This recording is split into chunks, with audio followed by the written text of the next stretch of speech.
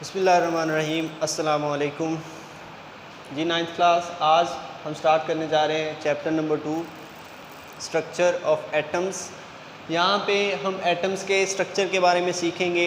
Atoms के अंदर जो पार्टिकल्स हैं उनकी डिस्कवरीज़ के बारे में सीखेंगे, उनकी प्रॉपर्टीज़ के बारे में सीखेंगे और किन किन साइंटिस्ट ने क्या क्या कंट्रीब्यूट किया है about the structures of atoms, वो यहाँ पे हम सीखेंगे। आज के लेक्चर में हमने कुछ साइंटिस्ट मेंशन किए हैं और बताया है कि उन्होंने क्या क्या काम किया है एटम्स के स्ट्रक्चर के बारे में या एटम्स की एग्जिस्टेंस के बारे में, उनकी मौजूदगी के बारे में, और उसके बाद यहाँ पे मैंने एक एग्जांपल के साथ समझाने की कोशिश की है। तो सबसे पहले हम देखते हैं जी, डेमोक्रिटस जो साइंटिस्ट था उसने क्या किया।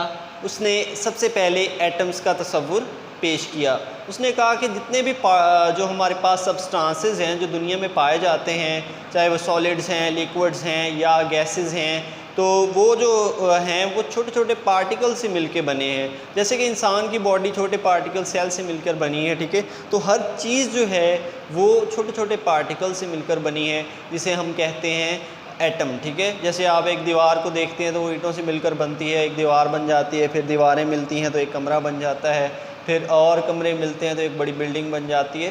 तो ये जो हमारे पास एटम्स होते हैं ये इसी तरह छोटे छोटे पार्टिकल्स होते हैं जो आपस में मिलते हैं, मॉलिक्यूल्स बनाते हैं, मॉलिक्यूल्स आपस में मिलते हैं, ठीक है। तो वो हमारे पास ऑर्गेनेल्स बनाते हैं, फिर सेल बनता है, ठीक है। सेल से टिश्यू, टिश्यू से हमारे पास बनते हैं जी ऑर्गन्स, ऑर्गन सिस्टम, ऑर्गेनिज्म, ठीक है। इस तरह ये जानदार के लिहाज से था। इसी तरह कुछ आइटम्स आपस में मिलते हैं, वो कंपाउंड बनाते हैं। वो कंपाउंड डिफरेंट कंपाउंड से मिलकर, डिफरेंट कंपाउंड्स के डिफरेंट मोल्स आपस में मिलकर जो है वो हमारे पास बना रहे होते हैं जी एक बड़ा सब्सटेंस, चाहे जितनी भी जसामत का हो हमारे पास। अब देखें जी, लफ्ज़ जो एटम है वो किस लफ्ज़ से निकला है? वो लैटिन वर्ड एटमॉस से निकला है। एटमॉस का मतलब होता है इनडिविजिबल, नाकाबिले तकसीम। तो जब डेमोक्रिटस ने ये कहा था कि जो छोटे पार्टिकल्स हैं उनसे मिलकर हमारे पास जो है बड़ी चीज़ें, बड़े सब्सटेंस बनते हैं, तो तब उसने इनका नाम रखा था एटम, जिसका मतलब था इंडिविजिबल, इसको तकसीम नहीं किया जा सकता। ये किसी भी चीज़ का, किसी भी सब्सटेंस का सबसे छोटा ज़र्रा होता है।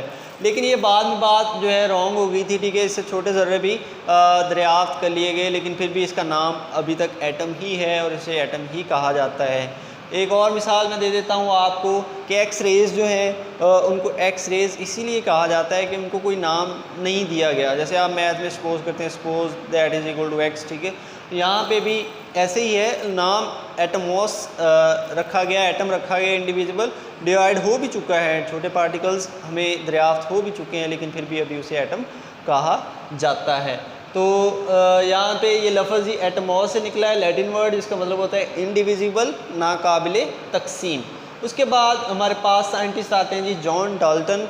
उन्होंने क्या कहा? उन्होंने कहा कि atom is hard sphere. Atom एक ठोस जो है स्फीयर होता है, एक गेंद की तरह होता है, ठीक है। तो एक गेंद की तरह वो सर्कुलर शेप का होता है, ठोस होता है और ये इंडिविजिबल होता है। डाल्टन ने भी यही कहा। उसके बाद हमारे पास साइंटिस्ट आए हैं जी, गोल्डस्टाइन, जे थॉमसन, चैडविक, ठीक है। उन्होंने एटम्स के अंदर जो सब एटॉमिक पार्टिकल्स हैं, जो हमारे पास प्रोटॉन्स या न्यूट्रॉन्स और इलेक्ट्रॉन्स होते हैं, तो उनको दरियाफ्त किया।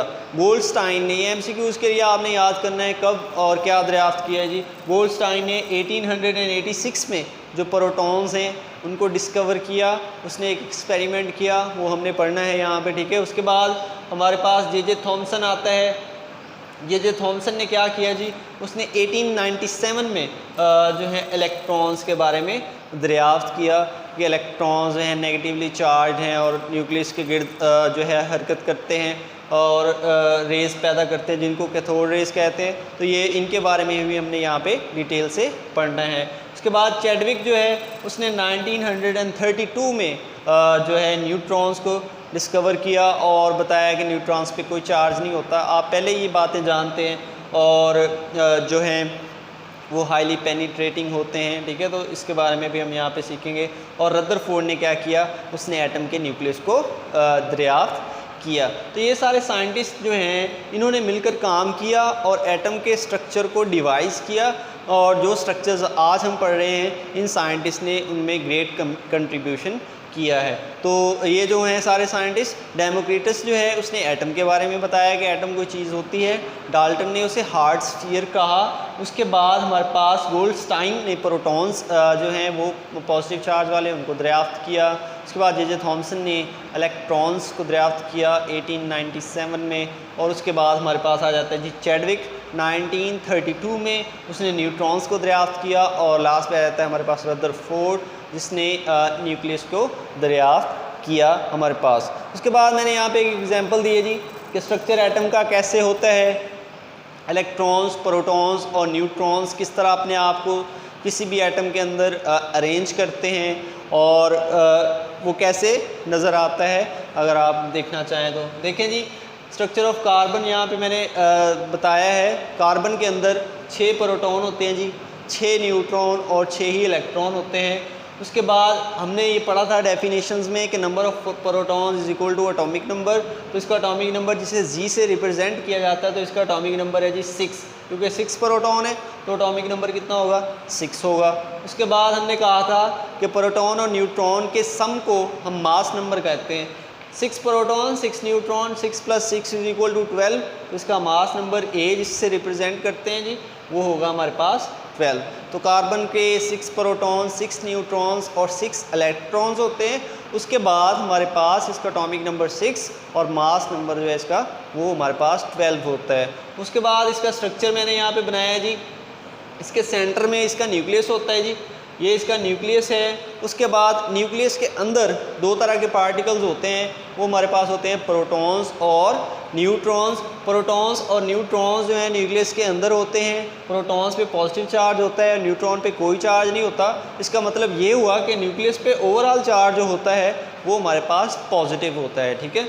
उसके बाद हमारे पास ही आ जाते हैं इलेक्ट्रॉन्स। इलेक्ट्रॉन्स न्यूक्लियस से बाहर होते हैं, न्यूक्लियस के गिर्द गर्दिश कर रहे होते हैं। पहले शेल में हमेशा 2 इलेक्ट्रॉन ही होते हैं, उससे ज़्यादा नहीं होते। तो इसमें 2 हैं जी, और दूसरे शेल में 4 हैं, 1 2 3 4, ठीक है। तो 4 इलेक्ट्रॉन दूसरे शेल में हैं और पहले शेल में 2 इलेक्ट्रॉन्स हैं। टोटल 4 और 2 6 इलेक्ट्रॉन्स इसमें अराउंड द न्यूक्लियस रिवॉल्व कर रहे होते हैं। उसके बाद ये जो जिन दायरों में हरकत कर रहे होते हैं इलेक्ट्रॉन्स उनको शेल्स कहते हैं। तो ये हमारे पास शेल्स आ गए। अगर मैं किसी और भी एटम का यहाँ पे स्ट्रक्चर ड्रा करूँ, मिसाल के तौर पर मैं नाइट्रोजन का करता हूँ, तो नाइट्रोजन का एटॉमिक नंबर 7 होता है। उसमें 7 प्रोटॉन होते हैं, 7 न्यूट्रॉन होंगे, 7 इलेक्ट्रॉन होंगे, ठीक है। तो फिर हम उनको कैसे ड्रा करेंगे, ऐसे ही न्यूक्लियस बनाएंगे, 7 प्रोटॉन 7 न्यूट्रॉन, पहले शेल में 2 इलेक्ट्रॉन और दूसरे शेल में हमारे पास यहाँ पे 5 इलेक्ट्रॉन्स आ जाएंगे। उसके बाद हम क्या करेंगे, ऑक्सीजन का ड्रा करेंगे, पहले में 2 दूसरे में 6 आ जाएंगे। फिर फ्लोरीन पहले में 2 दूसरे में 7, और एंड पे हीलियम पहले में 2 और दूसरे में 8 इलेक्ट्रॉन्स हमारे पास आ जाएंगे। उनके एटॉमिक नंबर और मास नंबर हम पहले ही पढ़ चुके हैं कि उनको कैसे डिराइव किया जाता है। ये था इंट्रोडक्शन हमारे चैप्टर 2 का कि स्ट्रक्चर ऑफ एटम्स कैसे होंगे, स्ट्रक्चर एटम के, और उनमें मौजूद पार्टिकल्स को किस किस ने दरियाफ्त किया है और कौन कौन से साइंटिस्ट हैं और कब कब उन्होंने इसमें मौजूद पार्टिकल्स, इसमें मौजूद स्ट्रक्चर्स को दरियाफ्त किया है। आगे हम पढ़ने जाएंगे इनके जो साइंटिस्ट हैं उन्होंने कौन कौन से एक्सपेरिमेंट किए, किस किस तरह एक्सपेरिमेंट किए, और एक्सपेरिमेंट के दौरान उन्होंने कौन कौन सी चीज़ें इस्तेमाल की, और जो है हमारे पास कौन से पार्टिकल्स उन्होंने दरियाफ्त किए। मिलते हैं अगले टॉपिक के साथ, अपना ख्याल रखें, अल्लाह हाफिज़।